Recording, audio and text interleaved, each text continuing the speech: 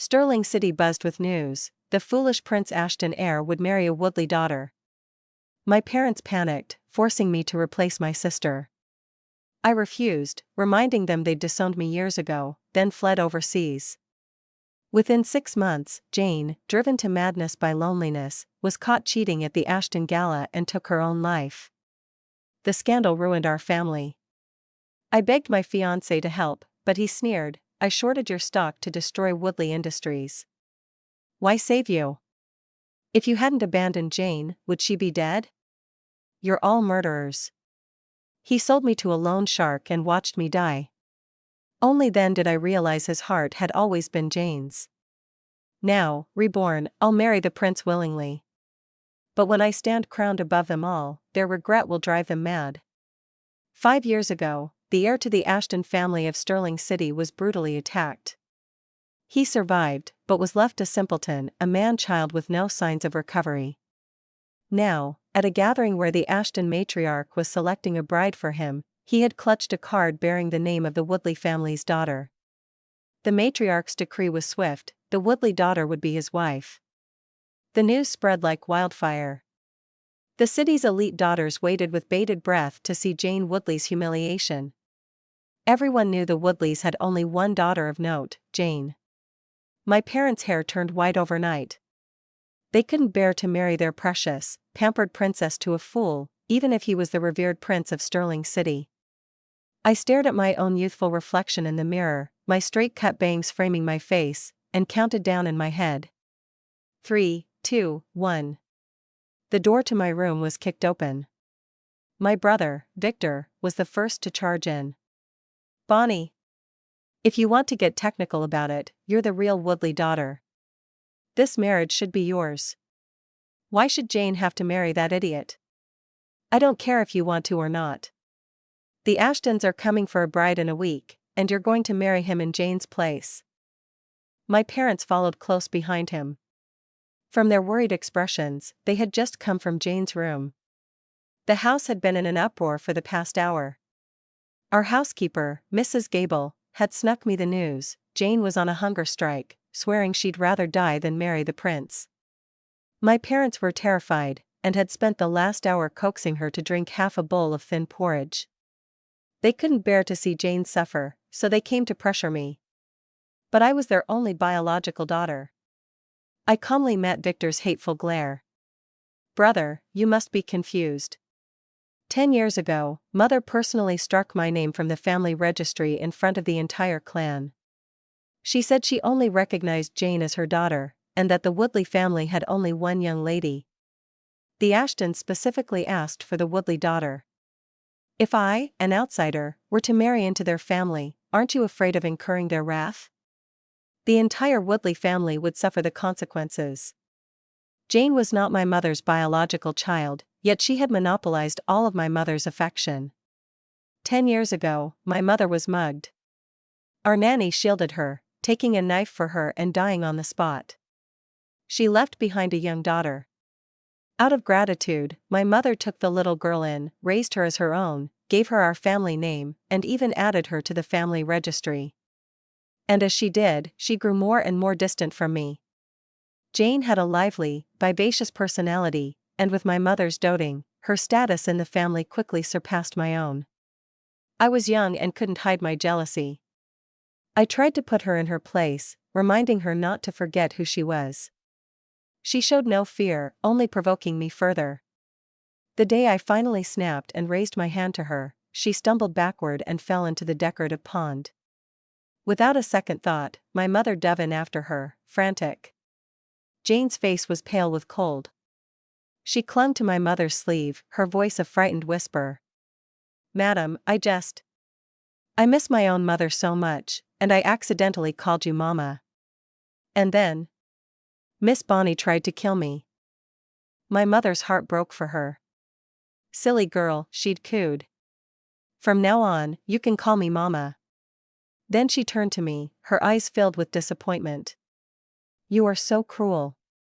Sometimes I truly wonder if you are my real daughter."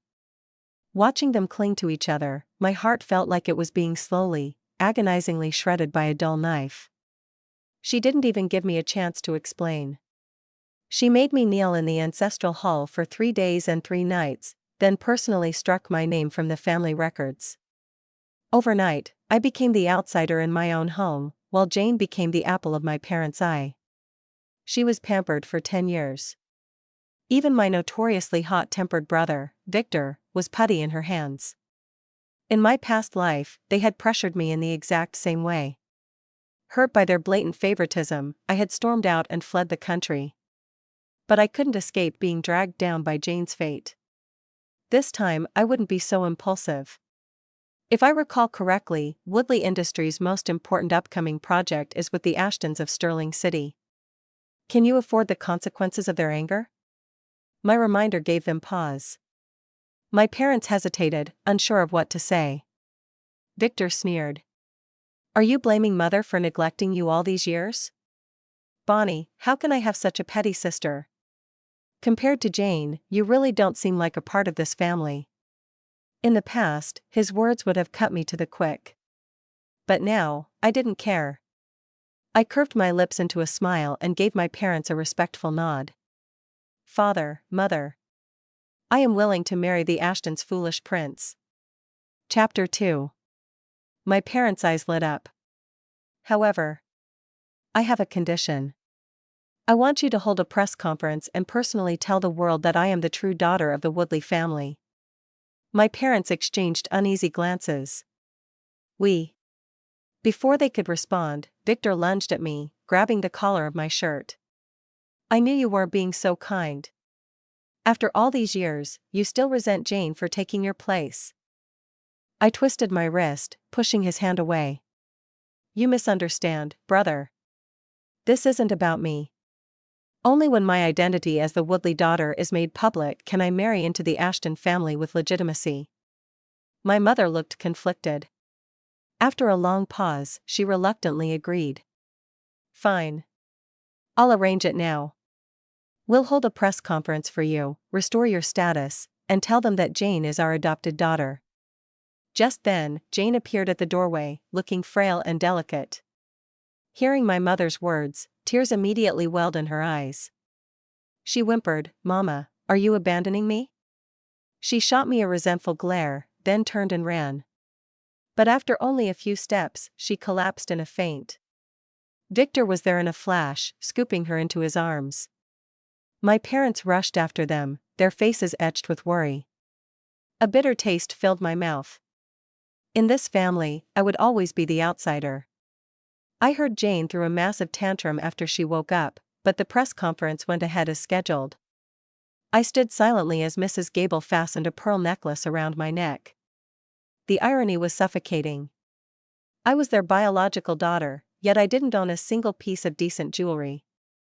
Even this necklace was a leftover from what Jane had picked out last year, left to gather dust in a forgotten corner of her closet. If it weren't for today's special occasion, it would never have seen the light of day. For the first time in years, my mother took my arm as we entered the hall. Jane sat on the other side. The room was filled with reporters and the most influential young ladies of our city. Thank you all for coming, my mother began. Today, I have some joyous news to share. We are deeply honored that the Ashton family of Sterling City wishes to marry our daughter. I haven't had the chance to properly introduce her before. This is Bonnie, my biological daughter, our family's second young miss. In a few days, she will be marrying into the Ashton family. Second young miss? My initial shock gave way to a derisive sneer.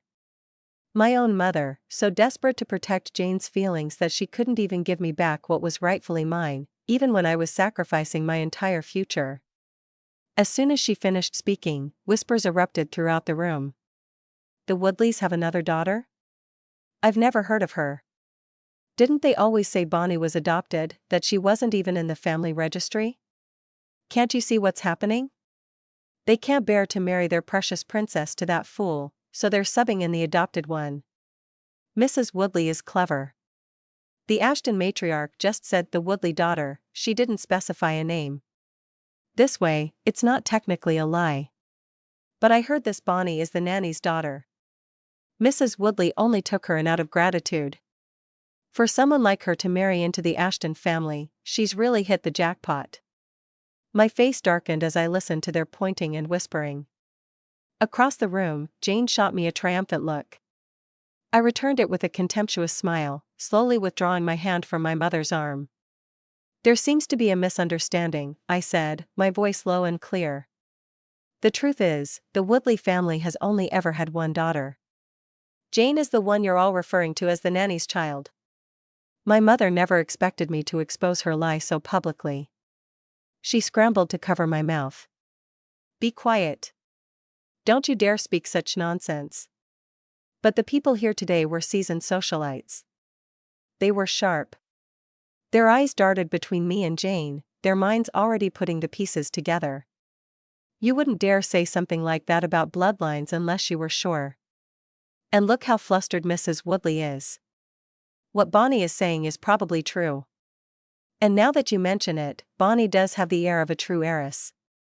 I always thought there was something a little common about Jane. Still, can you imagine? A mother who neglects her own flesh and blood to pamper a nanny's daughter like a treasure? Chapter 3. Jane's face turned scarlet under their scrutiny. She shook her head, flustered. No, that's not it. That's not what happened. Bonnie, why would you say such things? I scoffed. What's the matter? After all these years of living my life, have you forgotten your own name? Or should I say, Daisy May? A few of the more outspoken young ladies burst out laughing. Daisy May? That sounds about right. Definitely a nanny's kid. Jane's face went from red to white and back again. That's enough. Don't you talk to Jane like that. My fiancé, Liam, rushed to her side, his chest heaving with anger. He was supposed to be my fiancé, yet here he was, publicly defending Jane, condemning me without a second thought. The memory of his hatred in my past life, the agony of my death at the hands of those men, sent a shiver down my spine. What's the matter, Mr. Hayes? Can't accept that your future wife is the daughter of a nanny? I looked at him coldly. A flicker of guilt crossed Liam's eyes. You knew? Your marriage to the Ashtons was their decision. My family wouldn't dare defy them. Naturally, our engagement is off. The truth is, I'd been in love with Jane for years. I was the one who asked your father for her hand. Don't take your anger out on her. She's done nothing wrong. Huh. She stole my identity, my mother's love, forced me to marry in her place, and now she's stolen my fiancé. She's a real innocent, isn't she? I laid Jane's true nature bare for all to see. Gasps rippled through the crowd. The looks directed at Jane became even more complex. Her face was a mask of fury. She picked up a cup of hot tea and approached me, forcing a look of humility as she apologized. Bonnie, I'm so sorry. But today, in front of everyone, could you please just leave me a little dignity? Before I could answer, her body jolted, and the scalding tea spilled all over her. Her delicate, white hands instantly turned a painful red. In the next second, a sharp, burning sting exploded on my cheek. It swelled up immediately. My mother's hand was still raised in the air. She looked from my face to her hand, then back again, speechless for a moment before finally managing, Bonnie, you've gone too far. She then immediately turned to fret over Jane's injuries. The moment Jane cried out in pain, Liam had already shielded her, cradling her hands like precious jewels, blowing on them to cool the burns. He frantically called for medical staff. I stood there, alone, and suddenly, the whole thing felt utterly pointless. After the press conference, I took a taxi home alone. When I got to my room, there was a letter on my dressing table. It was in Liam's familiar handwriting. I opened it.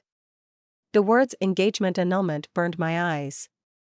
He really couldn't wait to cut ties with me. Fine. The next time we meet, we'll settle our scores. The door creaked open. I turned to see my mother, a rare look of guilt in her eyes. Bonnie. I was too impulsive. I shouldn't have hit you. Don't be angry with me. Jane's mother died for me. I owe her a life. I know I've neglected you all these years, and you've been wronged. But I just want you and Jane to get along. You are both the most important people in the world to me. A cool sensation spread across my cheek. My mother's fingertips, coated in ointment, gently smoothed over my skin. You're getting married soon. A scar on your face wouldn't look good. It had been so long since she had spoken to me so softly. For a fleeting moment, my resolve wavered. But her next words sent my heart plummeting back to the depths. What happened today? You were still too impulsive. Go and apologize to Jane, and I'll pretend this never happened. Chapter 4. I looked at her in disbelief. I did nothing wrong. Why should I apologize to her? You burned her hands like that, and you still say you did nothing wrong? Bonnie, why are you so stubborn? Victor stormed into the room. He had just gotten back from the office and heard about what happened. He was furious. I did nothing wrong. He sneered, grabbing my arm and twisting it behind my back. If I have to drag you, I'll drag you to Jane's room and make you kneel and apologize. His grip was painful. I winced, shouting at him, Victor, I am the future bride of the Ashton heir. I'm not someone you can just push around anymore. You'd better think twice before you lay a hand on me. He froze, then reluctantly released me. His eyes fell on Mrs. Gable, who was standing behind me. He lunged at her, his hand closing around her throat. You're the future Ashton bride, so I can't touch you. But I can touch her, can't I? He was serious. Mrs. Gable's face turned purple, and she clawed at his hand, her eyes pleading with me for help. He knew my weakness. Fine. I'll go. My palm was throbbing from how tightly I was clenching my fist. Victor shoved me forward. Liam was still at Jane's bedside, carefully applying ointment to her burns. Every time she winced, his face contorted in pain. I swallowed my humiliation and my hatred. I forced the tears back and choked out the words. I'm sorry. A sudden force struck the back of my knees and I collapsed onto the floor beside Jane's bed. She laughed, a triumphant, mocking sound, and leaned close to my ear. See? What does it matter if you're the real Woodley daughter? You still have to bow your head and apologize to me. I told you. Everything you have, everything you care about in this house. I will take it all, one by one. She leaned back into Liam's arms, smiling smugly. A commotion from downstairs interrupted her gloating. The butler's voice boomed through the house, announcing that the Ashtons had arrived with the betrothal gifts. They filled the entire front hall and spilled out into the back garden. Even the doorway to Jane's room was piled high with treasures. Jane, despite her pampered upbringing, had never seen such a magnificent display. Her eyes landed on a crown of pink diamonds, and she couldn't hide her envy. I recognized it. It was the final, one-of-a-kind piece from last week's auction in Paris, valued at over 10 billion. She shot me a venomous look. Bonnie is so lucky, she said, her voice dripping with acid. Such a generous betrothal gift. It's clear how much the Ashton heir adores you. I'll never have such fortune.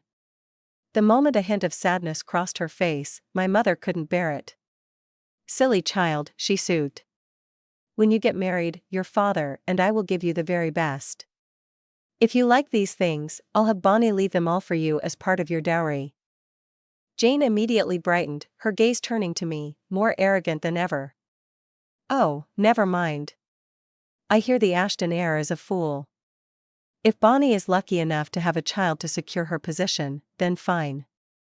But if not, she'll need this money to live on. I couldn't possibly take it from her. But I do wonder, if a fool has a child, will it be a little fool, too? She batted her eyelashes at me innocently. I clenched my jaw and ignored her. She was mocking my difficult future, but she had no idea that compared to the Ashton family, this house, right here, was the real hell for me. The wedding day arrived in a blur.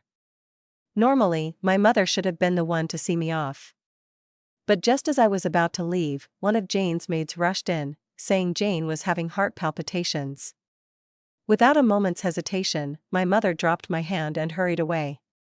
Mrs. Gable was indignant on my behalf, her voice thick with tears. "It's your wedding day, miss. How could your mother not even see you off?" I watched my mother's retreating back, swallowing the bitterness in my throat. "Let's go. We can't be late." I was used to this kind of neglect, this blatant favoritism. So why did my nose still sting with tears? Thankfully, the Ashton wedding ceremony was incredibly elaborate, leaving me no time for self-pity. As I entered the bridal chamber, my heart pounded with anxiety. I had no idea how to face a husband I'd never met, a man who was said to be a fool. I had no idea what my future held. I only knew one thing: I would have my revenge. A crisp, clean scent of cedarwood drifted past me. I heard a low chuckle, and the red veil covering my face was lifted. When Julian Ashton's eyes met mine, it was as if 1,000 tiny stars had been scattered in their depths. They shone with a breathtaking brilliance. He pulled me into his arms. "Thank God," he breathed. "I've finally married you." Chapter 5. His reaction didn't seem to match the rumors of the foolish prince at all. Confused, I stood frozen in his arms, my voice muffled. Have we met before?" Julian let out another low laugh, the sound vibrating through his broad chest and making my head spin. He didn't answer my question directly. Instead, he gently helped me out of my elaborate wedding gown and pulled me into his arms, and we slept, side by side. The day had been exhausting. I didn't have the energy to think too much, and I quickly fell into a deep sleep. The next morning, I woke to find Julian propped up on his elbow, watching me with a look of pure adoration. The maids who brought our breakfast had never seen their young master like this, and they whispered amongst themselves in surprise. I was full of questions, but I didn't dare to ask. Julian, however, spoke first. "You're surprised that your husband isn't a fool, aren't you?" I nodded dumbly. He explained everything. He had been mentally incapacitated for a while after the attack, but he had recently recovered. He hadn't announced it publicly because he wanted to lure out the person behind the attack. Only his closest confidants knew the truth. "But, we've only just met. How can you trust me so completely?" From his overjoyed reaction last night, to the almost overwhelming affection in his eyes, to his respectful and considerate behavior, and now, this illogical level of trust. I couldn't help but voice my confusion. Julian just smiled and tapped my nose. "You still don't recognize me? You forgetful little thing. 5 years ago, a small alley in your city. You gave a hot bun to a homeless man. The homeless man asked for your name. You shook your head and just said you were the Woodley daughter." My eyes widened in realization. But I couldn't reconcile the filthy, disheveled man from my memory with the handsome, elegant man before me. At that time, Jane had been having a series of fainting spells. She had accused me of practicing black magic to steal her luck. Coincidentally, my parents found a cloth doll in my room with her birth date written on it, stuck full of needles. It was a laughably clumsy frame-up, but my mother was convinced my jealousy had driven me to do something so foolish. In a fit of rage, she threw me out of the house. It was then, in a nameless alley, that I stumbled upon Julian, who had just been attacked and was delirious. It was a small act of kindness, but he had remembered it all this time. Suddenly, countless fragments of memory clicked into place. In my past life, Julian had wanted to marry me all along. It was a twist of fate that he ended up with Jane. That's why the rumors had spread that Jane had angered the prince on their wedding night and had been cast aside. To win his favor, she had sought out someone to teach her the art of seduction. But while she was practicing with her tutor, they were discovered by the Ashton family members who had come to celebrate the matriarch's birthday. The Ashtons dealt with her secretly, telling the world she had gone mad and taken her own life. That was what drove Liam, who had secretly loved Jane, to hate me, to destroy my family, and to have me tortured to death. And the starting point of it all was my simple declaration: I am the Woodley daughter. My obsession with that title, with my mother's love, with the hollow bond of blood. I had unwittingly built my own cage. The mother who shared my blood hadn't even bothered to see me off on my wedding day, rushing instead to care for someone else. I should have seen it long ago. My obsession was futile. I shook my head. This was fate. This time, I would seize the opportunity that was mine. With the truth of our past revealed, Julian no longer held back his feelings. We spent the next 7 days in a blissful, passionate haze. It wasn't until the day of the traditional homecoming visit that he reluctantly let me go. Actually, the homecoming was supposed to be 3 days after the wedding. The Woodley family had sent someone to ask several times. I knew it was Jane's doing. She was dying to see me looking miserable and defeated after marrying a fool. I simply sent back the message, "The time is not yet right." She took this as confirmation that my life was a living hell, that I was too ashamed to face them. It wasn't until the 7th day, when delaying any longer would be a breach of etiquette, that I finally agreed to the visit. As I looked at the Woodley family waiting at the door, their malicious intentions plain to see, I smiled to myself. This time, I'm afraid you're going to be disappointed. And I wonder, will you be able to withstand my counterattack? Chapter 6. Julian brought a sizable retinue of bodyguards. For the first time, when my parents saw me, there was a sense of respectful distance in their demeanor. But I knew that even as they bowed and scraped, their hearts were filled with resentment. I deliberately remained silent, not giving them permission to straighten up. After a long moment, Jane swayed, looking as if she were about to faint. The anger simmering in Victor's chest finally boiled over. "Bonnie, you've become the Ashton bride, and you're still so vicious. You won't pass up a single opportunity to torment Jane. Don't get too comfortable. Who knows how long you'll last in that position? After all, the Ashton family won't tolerate a fool as their head." Before he could finish, I slapped him across the face. "The Ashton family's affairs are none of your business. Victor, are you trying to drag the entire Woodley family down with you?" The slap stunned him. When he recovered, he lunged at me, but my father held him back. "She's an Ashton now.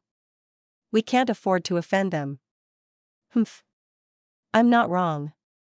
Look at him. His eyes are dull, he's drooling, he's a useless waste of space. How could he possibly inherit anything from the Ashtons?" he muttered under his breath, shooting a contemptuous glance at Julian. Julian was still playing the part of the simpleton, so I couldn't blame Victor for his disdain. Even I had been fooled by his impeccable performance. I didn't stoop to Victor's level. Leaving the bodyguards outside, I took Julian's hand and stepped into the Woodley house. After the homecoming formalities were over, I led Julian to my old room on the 2nd floor. The once simple but cozy bedroom was now unrecognizable, cluttered with boxes and junk. Jane stood there, a look of feigned apology on her face, but her eyes were full of provocation. "Oh, I forgot to tell you. Mother said that since you're married now, it was a waste to leave this room empty, so she turned it into a storage room. She's been busy preparing my dowry. She loves me so much, she wants to give me the very best of everything we own. That's why it's a bit messy. You don't mind, do you?" She thought I was the same old Bonnie, but she didn't know that these things couldn't hurt me anymore. Still, I felt Julian's concerned and heartbroken gaze on me. I gently patted his hand, signaling him not to worry. Jane saw this and burst out in exaggerated laughter. "Oh my. The fool knows how to care about someone. Bonnie, it looks like you've married the right man after all." I had intentionally dismissed everyone else. Now, it was just the 3 of us in the room. She no longer bothered to hide the vitriol in her voice. And this was exactly what I had been waiting for. Instead of getting angry, I smiled, pushing her further. "So what if he's a fool? As long as the Ashton family doesn't cast him out, I am still the rightful Ashton bride. A world away from a low life like you, born from a nanny." Her parentage had always been a sore spot for Jane. As expected, her words became more reckless. "You're pathetic, Bonnie. You've been married to this idiot for a few days, and you're already falling for him? I'm curious, though, is the fool any good in bed?" Or do you have to be the one to take the lead? I never imagined she would say something so vulgar. I took a deep breath, forcing myself to stay calm. But Julian had already let go of my hand. He lunged at Jane, his hand closing around her throat, his eyes blazing with a terrifying rage. At that exact moment, my parents and Victor burst into the room. They froze, horrified. "Jane! Your Highness! What is going on?" "Victor, get him off her," my parents shrieked, frantic. Victor rushed forward, but Julian was like a stone statue, immovable. Chapter 7. Seeing Jane's face turn purple with pain, Victor gritted his teeth and chopped at the back of Julian's neck. A flash of silver. Before Victor's hand could connect, a dagger pierced through his palm. He cried out in agony. "Victor, you dare to lay a hand on him!" I snapped. Julian's grip loosened, and Jane collapsed to the floor, gasping for air. She didn't even take a moment to breathe before pointing a trembling finger at me, her voice a pathetic whimper as she looked at my parents. "It was Bonnie. I was just making small talk with her, telling her what's been happening at home, and she got insanely jealous. She tricked this fool into trying to kill me. Father! Mother! I almost never saw you again." She threw herself into my mother's arms, sobbing. My mother looked at me, her face contorted with grief and anger. "Bonnie! Why do you always have to go after Jane? How could I have a daughter like you? Butler! Bring the whip.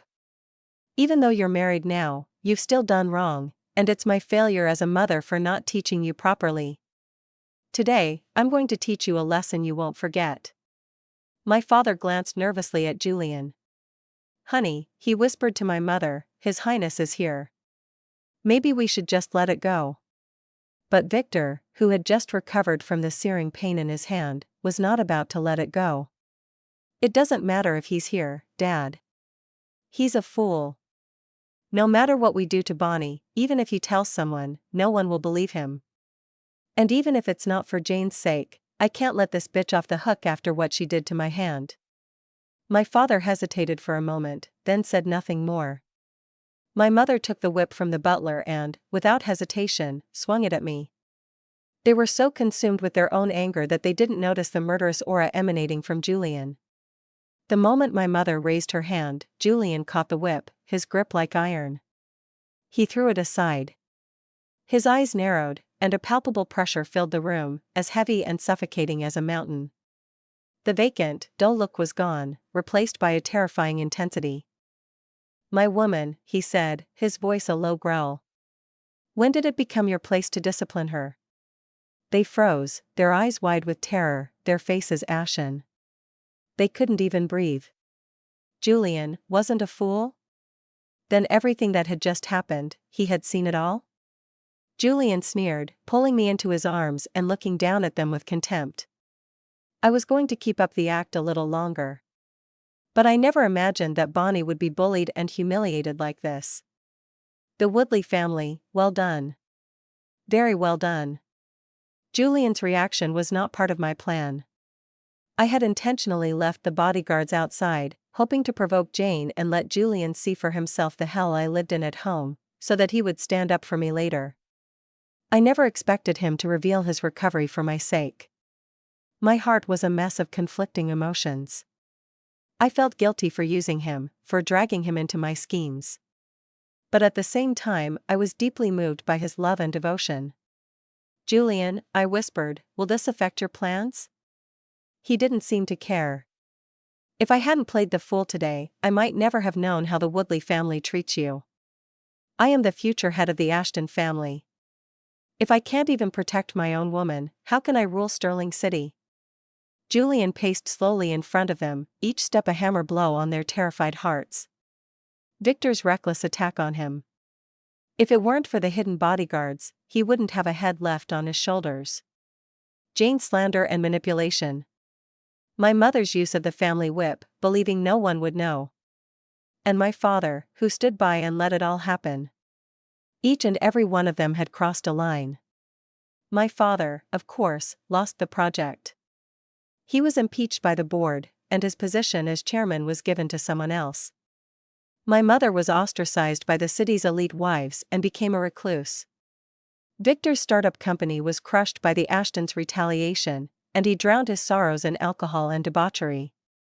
As for Jane, for her malicious provocations, Julian had her held down and slapped 10 times, her cheeks swelling up like balloons. As Julian and I left, Jane's screams and my mother's heartbroken sobs followed us out the door. Chapter 8. The news of Julian's recovery spread through Sterling City like wildfire. The Ashton matriarch threw a grand celebration in his honor. I sat beside Julian, and from across the room, I spotted Jane at a table in the back. Ever since the disastrous homecoming visit, all the powerful families in both cities had cut ties with the Woodleys. Only Liam visited them regularly. Grateful for his loyalty in their time of need, my parents hastily married Jane off to him, afraid the engagement would fall through. For someone of Jane's background, especially with her family's downfall, marrying Liam was a stroke of incredible luck. But she didn't see it that way. The day she saw Julian in all his glory, and saw how much he cherished me, she felt a pain sharper than any knife. That marriage, that position, that wealth, it should have all been hers. How did it end up with Bonnie? It was just dumb luck. Jane looked up at the magnificent Julian, then glanced at Liam beside her. The comparison was stark. She clutched the small pill in her palm, her mind made up. I was quietly eating the food Julian had thoughtfully placed on my plate, but I noticed Jane's gaze fixed on him. A sense of unease crept over me. "Bonnie," Julian murmured, his voice low and playful, "want to watch a show?" I nodded. He put down his chopsticks and left the table. I immediately looked in Jane's direction.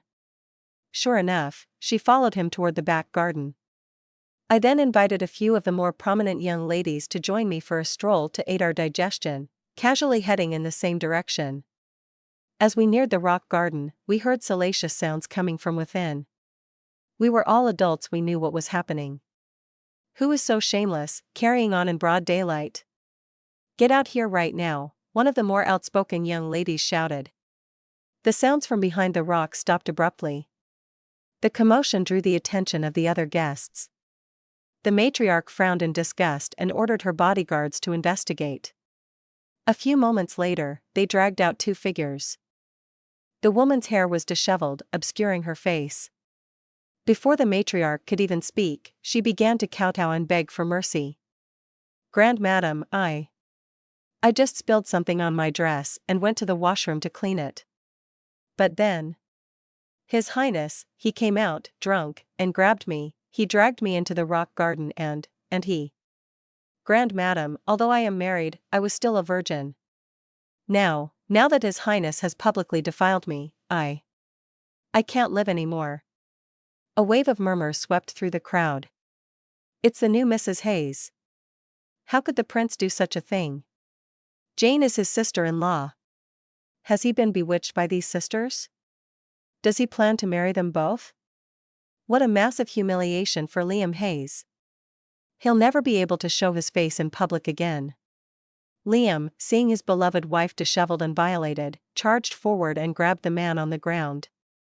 "Julian, I wouldn't even dare to touch her, and you ruined her." But when he saw the man's face, he froze. Before he could react, Julian's voice came from behind the crowd. "I had a little too much to drink and went to my room to rest." "What's all the commotion?" Jane, who had been so sure of herself just moments before, snapped her head up. If this was Julian, then who was the man beside her? The crowd's expressions shifted. Their gazes were like knives, cutting her to the quick.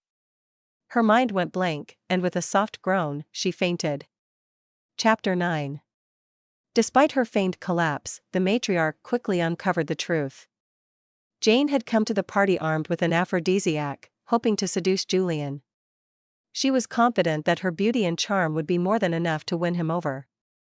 She knew that Julian was my only support. If she could steal him away, I would be destroyed. That was why she had held back on her wedding night, using Liam's adoration for her to preserve her purity. But she never imagined that from the moment she set foot in the Ashton estate, someone had reported her every move to Julian. He had noticed her furtive glances, her attempts to gather information about him. He was one step ahead of her. So, he played along. He had a bodyguard wear his shirt and lured Jane to the dimly lit rock garden, where she made a fool of herself. When her plan was exposed, Jane denied everything. It wasn't until one of her close friends confessed to buying the aphrodisiac for her that she finally gave up. Liam had never imagined that the pure, innocent woman he had adored for years was capable of such a vicious scheme, one that had made him the laughingstock of the city. When they returned home, he locked Jane in a secret room behind his study and tortured her day and night. In less than 3 days, she was a shadow of her former self. "Liam, if you have the guts, then kill me. I'd rather be dead than married to a loser like you," she screamed at him. "And don't blame me. Everyone wants to climb higher. If Bonnie Woodley can be the Ashton bride, then so can I." Liam felt like he had been blind his entire life. To think he had thrown away his childhood bond with me for a creature like this. But it was too late. Consumed by regret, he was tormented by sleepless nights. The whip fell harder and harder, day after day. One night, Victor snuck into the Hayes estate, trying to rescue Jane. He was caught by Liam. In the ensuing struggle, Victor, weakened by his constant drinking, was no match for Liam. Seeing that she was about to be dragged back to her prison, Jane made a ruthless decision. She shoved Victor, who was shielding her, directly at Liam. He fell onto the sharp point of a pair of scissors Liam was holding. Blood gushed from the wound. As Victor's vision blurred, in the last moments before he lost consciousness, he couldn't understand why the sister he had cherished for so many years would push him to his death in a moment of crisis. Only then, at death's door, did he finally remember. Jane had never been his sister at all. Liam chased after Jane and caught her easily. She was returned to the dark, sunless room, to face endless torture. Liam, thanks to prompt medical attention, survived. But the injury was severe. He was confined to a wheelchair for the rest of his life. My mother came to see me several times. She begged me to save Jane. "Bonnie, I was wrong. Everything that happened before, it was my fault. But I owe Jane a life. Please, save her. If this continues, she'll die. I know what she did to you. She was selfish, I know. But you're fine now, aren't you? Can't you just let it go?" I almost laughed in her face. I had always thought she had defended Jane because she was fooled by her childish tricks. But now, she was telling me she knew everything Jane had done, all along. "So you just stood by and watched her bully and suppress me, for 10 years. I am your real daughter. Why would you do this to me?"